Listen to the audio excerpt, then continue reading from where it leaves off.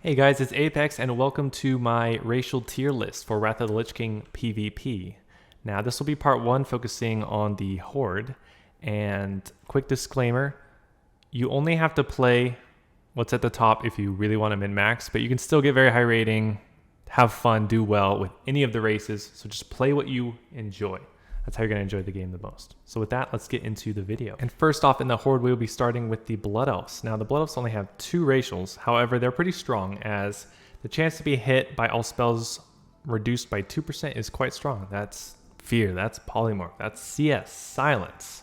That's a lot of powerful abilities that can just swing a game, and then maybe you add that into a Ret or Prague Paladin or Rogue's passive mischance on spells, and then you actually end up getting maybe a 1 in 5 chance of resisting a very strong ability. So that's strong. And then Arcane Torrent, which works well as a connector to another CC. So let's say you're a disc or like a Shadow Priest running in to get a Fear. You're not going to get close enough or it's barely on cooldown. You can Arcane Torrent into the Fear. So that's very strong. Then let's say you are CCing a Priest and a Paladin. Just by yourself, you could do an Arcane Torrent on one of them and then Hodge the other, and then they can't dispel each other. So that's quite strong. It'll also give a little bit of a resource back, like your mana, or in the case of a DK, you get some runic power to maybe get a gargoyle out earlier, or in the case of a rogue, maybe you're dancing or you're out of energy, so you can't like cheap shot 2 people, or maybe another ambush or whatever.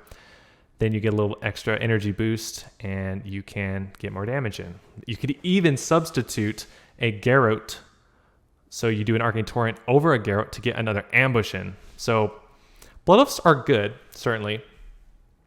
I think the problem with their silence though is it's only 2 seconds on a 2-minute cooldown, and that can interfere with, let's say, a Shadow Priest's silence or a DK's strangulate, or maybe a mage's counterspell, yours or your teammates.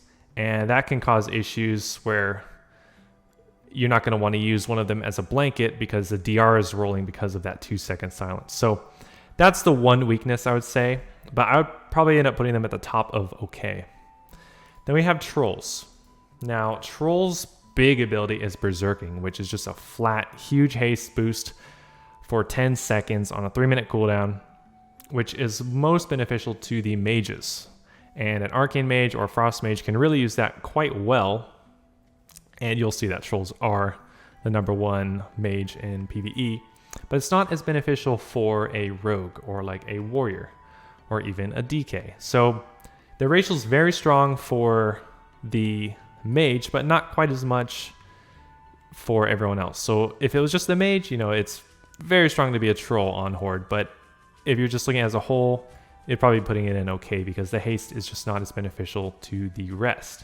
Now you have that 10% regeneration improvement, which you might think, oh wow, that's a lot of healing. Well, it's not 10% of your health, it's of the base health regen, which is like nothing.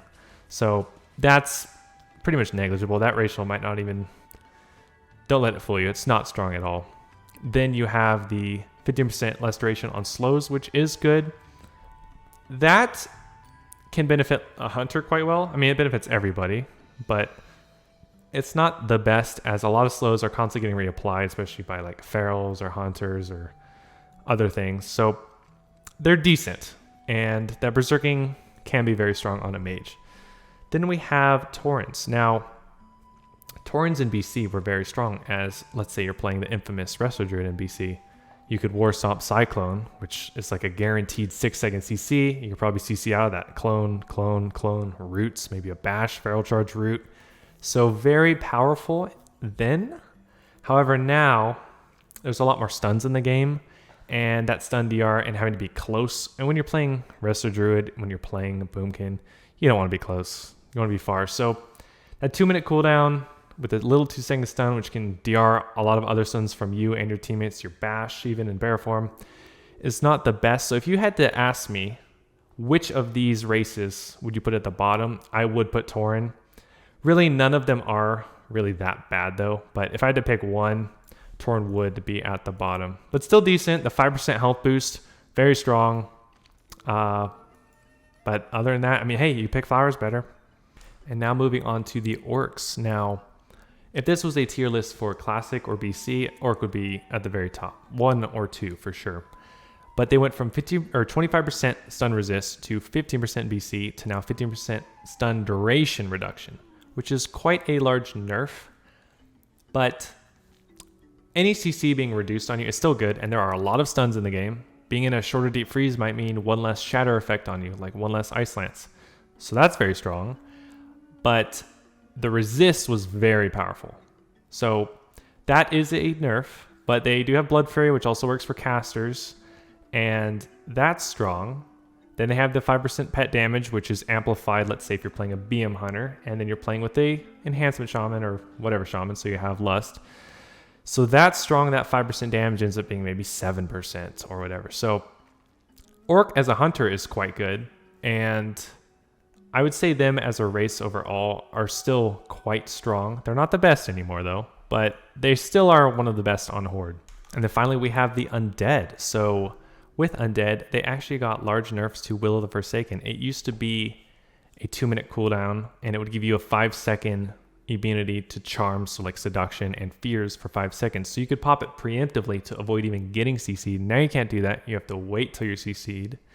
Then, on top of that, when you pop Will of the Forsaken or your Insignia Medallion, you will have a 45-second cooldown on the other one that was unused. So that's a huge nerf to Undead.